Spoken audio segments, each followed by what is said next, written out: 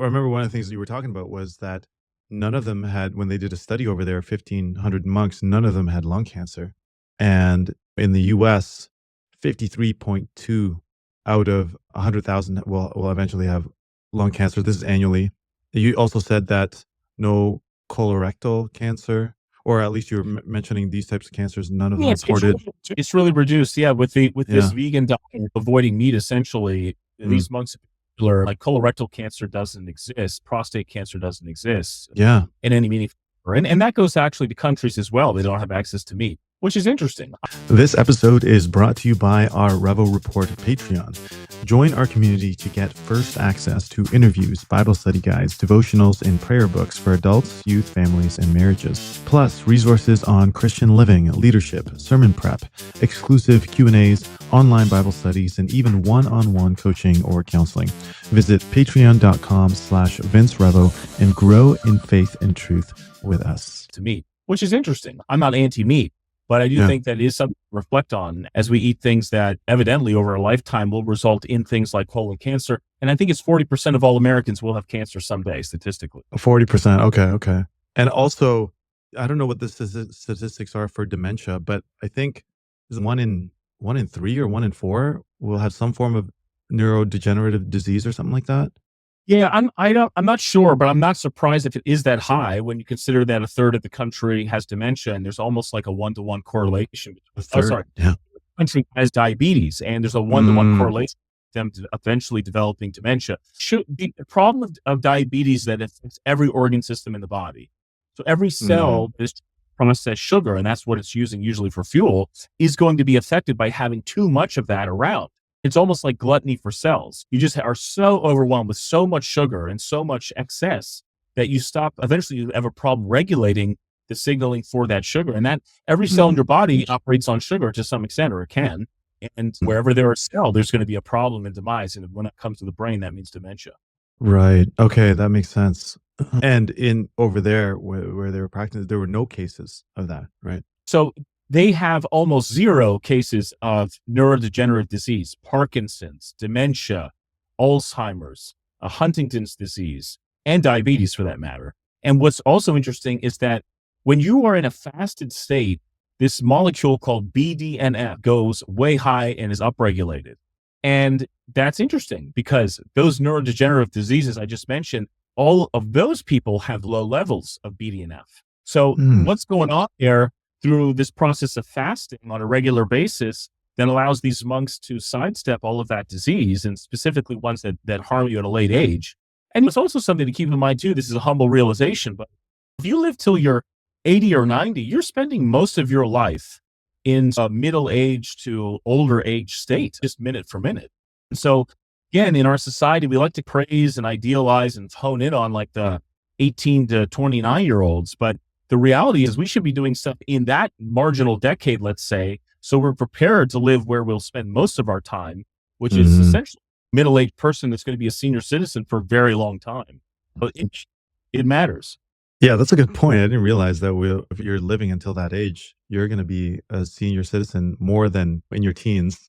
One of the questions that I didn't get to ask you last time was, do you have any specific individual story whose life was changed with the Athos diet? Anybody that's written in, anybody that you've experienced, you've walked with or discipled and taught this to? Yeah, actually, one person comes to mind. It was very early on after I published the book. This gentleman was about 400 pounds going into this 48-day Athos diet. And the reason he came to me about doing it was because his brother had just died like a year earlier. And his brother was in his late 30s. What did he die from? And what he died from was morbid obesity. This guy was the biggest human being I'd ever met. He was 800 pounds at times, and 800 pounds. And there was just such strain and stress on the system that eventually he went into heart failure that no one could aid or assist with. And he died in his late 30s, which of course is too young to die. He had children, but the brother of this patient, so that the surviving brother, is also suffering with weight problems. And he approached me about this diet. And so we did a very one-on-one sort of, I really walked him through the process. And he ended up losing, I think it was almost 50 pounds in days, which is pretty significant. 48 days. Yeah, in 48 days. And what's so wild about it is the first thing I noticed as he was going through this process was that he, and I'm sure all of us fall into this, but like he drank sugary stuff all the time. Like he was a construction guy, so he was always sipping on tea. So yeah, you're getting some caffeine, but it's loaded with sugar. Okay, so we got rid of that. And then he started to realize, actually, he is snacking all day. And to sustain that weight, you need a lot of food. So just literally by cleaning up his hydration and saying, hey, you really can't eat outside of this window, he had just dramatic weight loss, especially in the first week. It was really impressive.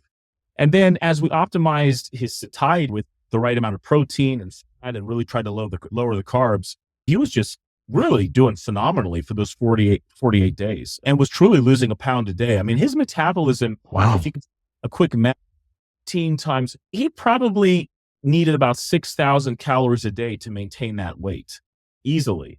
We're cutting out probably 3,500 calories off of that a day. It's 3,500 calories in a pound of fat. That's So right. he truly was losing probably a pound of fat every day that he was on that diet. And of course, the reality is once he was done losing that much weight, you might say, hey, that's phenomenal, but he still had more to go. But at least he was on a pathway where time was the only factor he had to keep extending. Now, the Author's Diet itself is presented as a 48-day fast to viewers and readers because it mimics Great Lent. It mimics Great Lent.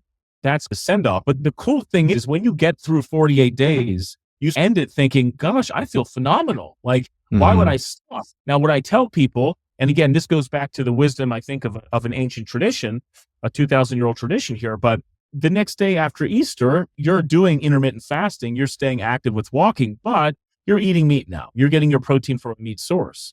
And then on Wednesdays, Fridays, go back to vegan. But again, it's this wonderful paradigm shift that you can then utilize those themes and those tools and those principles for the rest of your life and continue to lose weight, or if that's the desired goal, or for that matter, if you just want to keep the health benefit, and we can talk about more about what those are, you can increase the amount of calories you eat during your eating window and maybe not necessarily lose weight, but you're still getting that clearing house of physiology every day.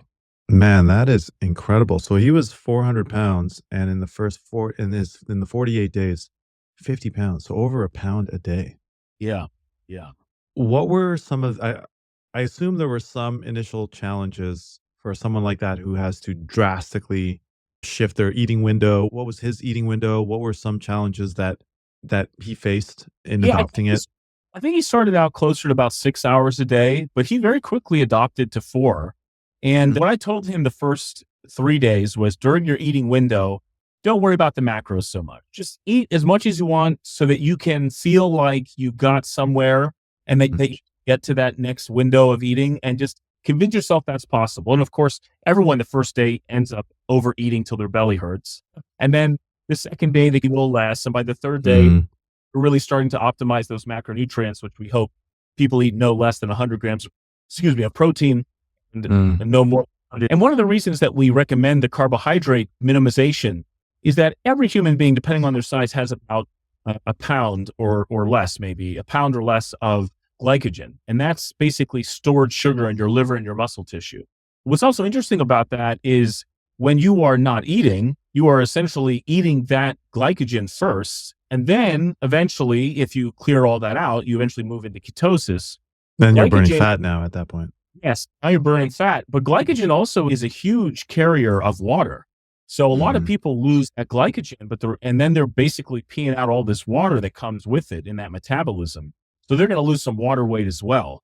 You could say, hey, is that true weight loss or not? I'm not sure. But the point is, though, is that you are clearing out old furniture. And so then when you hit that mark of ketosis, glycogen's gone, the liver's cleared out. By the way, when you look at someone's liver who's an alcoholic and who has NASH, non-alcoholic steatosis of the liver, they look the same. But NASH is from overeating. Alcoholism is from alcohol. It's just a funny thing to me that you might look at a person and be like, oh my gosh, you must have been an alcoholic. Do you have a job? Do you have kids? I bet your family hates you. But we don't necessarily have that stigma against the obese, and we shouldn't.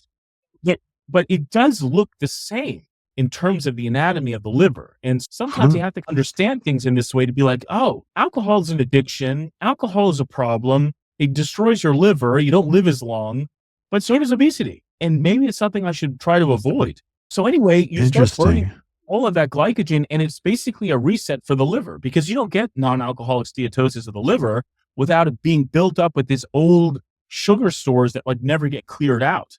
So what's cool about doing this every day is, in theory, you are clearing house of that old stuff. Look at any river that's not flowing, any pond that has no, Oh, let's get rid of that old stuff. Nothing stagnant is good for you. And so that's a wonderful ritual that you go through every 24 hours, and a nice way to avoid hepatic problems, fatty liver disease, basically. wow. I never realized